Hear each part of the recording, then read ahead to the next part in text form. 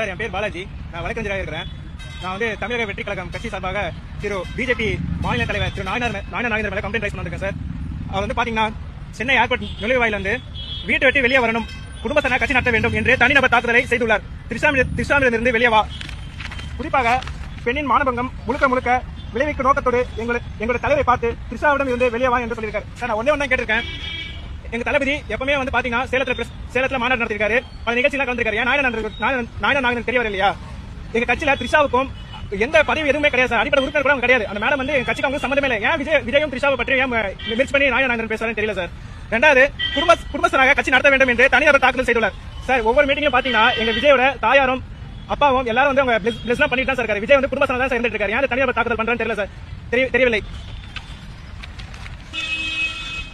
ஒரு திரிஷா வந்து ஒரு பெண்மணி சார். இந்த மாதிரி அவரோட இமேஜ் டோட்டலா டேமேஜ் பண்ணிட்டு ஒரு பெண் இனத்தை வந்து கொச்சையாக பேசிட்டு இருக்கா சார். இதனால திரு நாகேந்திர மேல வந்து வழக்கு பதிவு செய்து எஃப்ஐஆர் போன மாதிரி கேட்டுக்கொள்கிறேன் சார்.